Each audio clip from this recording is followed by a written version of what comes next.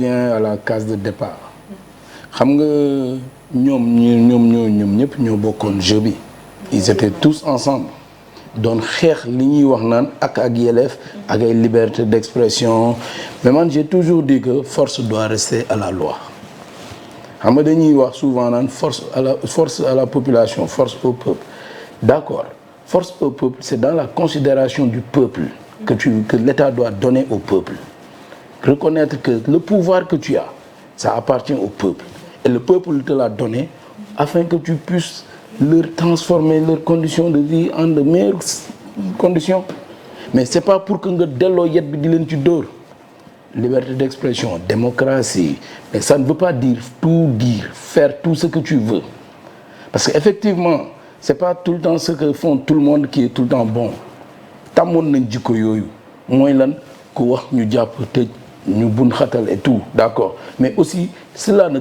t'autorise pas au nom de ta liberté que tu dis de dire du n'importe quoi ou bien d'enfreindre à la loi parce que yow mi bëgg a jiite réew mi ëllëg yow miy laajte kàddu réew mi di taataan baatu réew mi da nga war a am comportement boo war a jaay sénégalais yi mooy li ñuy wax fii ñun ñëpp tout le temps il doit y avoir un changement bu ñun ñi opérer et que changement bi dafa war a nekk d'abord ci jikko yi njiit yi qu'est-ce qu'ils vont dire aux jeunes yi leen di topp nañ leen doxalee nii nañ leen saaga man wax yàgg naa ko fi wax ñi fi fal ñoom ñëpp ñoo àndoon bu ñuy xeex man j'ai toujours dit que ils n'ont pas été élus sur la base de faits ou de réalisations yu ñu mën a teg loxo c'est sur la base de discours de promesses Ahmed mu ngi koy rappeler léegi c'est depuis les temps de Cheikh Anta Diop discours yu fort yoo xam ne il touche la population li population bi di xaar dañ koy xama di ko wax mais il n'agissent jamais de la sorte bu ñu la falee rek yaa ngi ci même système bi et aujourd'hui qu'on se dise la vérité ñu bëri Sonko boo gisee ñoom seen avènement dafa nekk loo xam ne ñoom nit ñi jàppewuñu leen woon sax ay politiciens dañ leen jàppee ñu jógee ci askan wi di jooyal askan wi seen métit. Mais est-ce que ce n'est pas trop tôt quand même de parler justice politique? Trop tard par rapport. Moi je dis c'est trop tard teguwuñu sax ci tànku liggéey Sonko ci tànku politique la tegu ak yàq réew mi parce que man je peux pas comprendre nit ku baax nan nga mënee taxaw di yàq sa morom lu mel ni xeme ci loo xam ne nii waxi kese la amuloo benn preuve ci li ngay wax. Nous avons un État ça doit être des institutions fortes et pas des hommes forts. Qu'est-ce que nous voyons en ce moment-là sur le plateau public un premier ministre qui se permet d'être le ministre de la justice, le procureur, le juge, qui se permet d'être la population. mbaa xam ngeen ni lii il ne fait que raconter la vie des gens. pour bu fekkee li xew Arena quand même. Arena en tant que ministre président Pastef mais c'est pas le premier ministre. Arena Bakel et tout aujourd'hui qu'est-ce que vit la population de Bakel au moment où nous sommes levés nos enfants sont partis à l'école nous vaquons de nos occupations facilement mais à Bakel les gens vivent comme dafa mel ni nous ne sommes pas dans un même pays.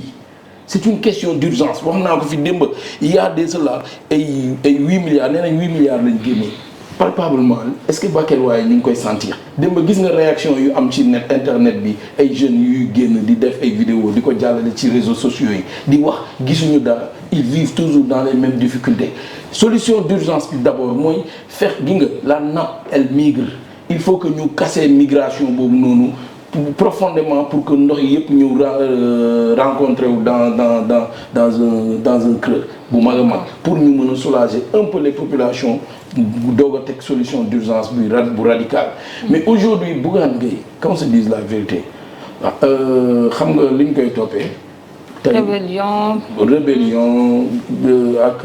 refus d'obtempérer il y a même outrage à officier d'état judiciaire parce que boo xoolee échange baat ak officier yi ko doon interpellé ni mu leen tontuwee sax c'est pas poli parce que moom kilifa tey ci biir des médias boobu bu ko nit defoon non da koy dàq da koy wan ni tu as manqué du respect à la hiérarchie à ton autorité et qu'on se dise la vérité l'homme la personne en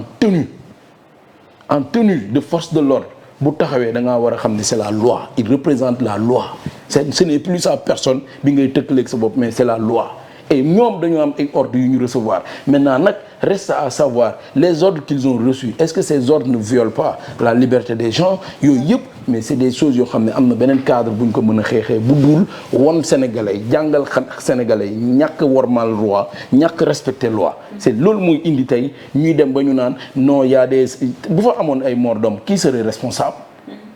loolu moo indi ñu naan ay Macky Sall a tué des antennes des vidéos des vies mais c'est pas vrai qu'on se dise la vérité quand la loi se met à exécuter son ordre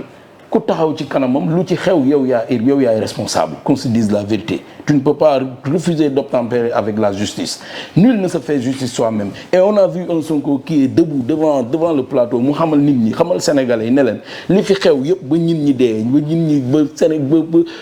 armée bi jógoon ba police gendarmerie ñëpp ñu mobiliser leen ma dem toogi Casamance yor convocation justice samay pexe la nee na moom ay pexeem la moom moo bëgg ñu juger ko par contumace tout cela moom moo ko jaarale noonu loolu moom la neex aujourd'hui tu veux que aujourd'hui les gens respectent yow ce que tu dis tu es qui tu es la loi Sonko n'est pas la loi c'est un homme qui est au service de la population il doit sortir de son ego et devenir un homme d'État il est toujours dans son ego il n'a pas encore atteint le statut d'homme d'État bu ñuy wax xoolal de gis nga ñun ñëpp ay nit lañ nous sommes capables de réfléchir déglul seen audio yi nga xam ne moo jógee ci seen conseil interministériel bu président Diomaye doon wax quand le président Diomaye va jusqu'à rappeler que ni certes nous devons être solidaires dëgg la nangu na mais gare à celui qui fera ça dañ lay bàyyi nga surux c'est parce que y a certains d'entre eux qui sont des protégés qui ont un pouvoir boo xam ne nii ñu ngi def te faalewuñu président de la république mu leen di xamal ni moom li mu wax ak dëkk bi ak askan bi ci loolu lay dox te bis bu kenn ci ñoom juumee duñ la protéger. Parce que certains croient être puissants, croient être protégés par Ousmane Sonko, c'est les pros. Comment est-ce qu'il peut prendre le risque de se mettre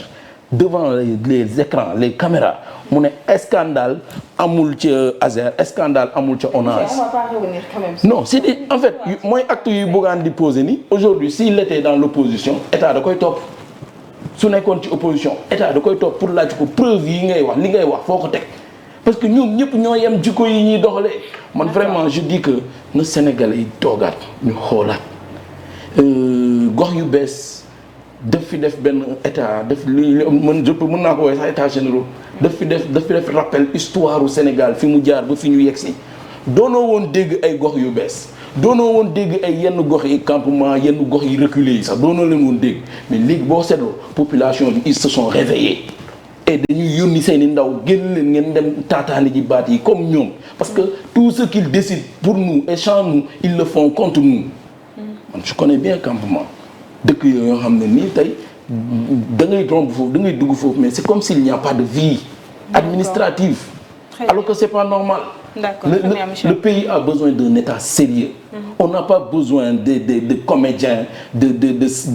d'acteurs de films nekk fii di raconter ay histoires du matin au soir. ay ak a bëri ak a bëri. non je suis pas d'accord.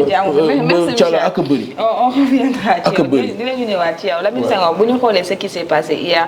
foofu ca Tamba mbir yeeg ba ñuy Bougane di janoo ak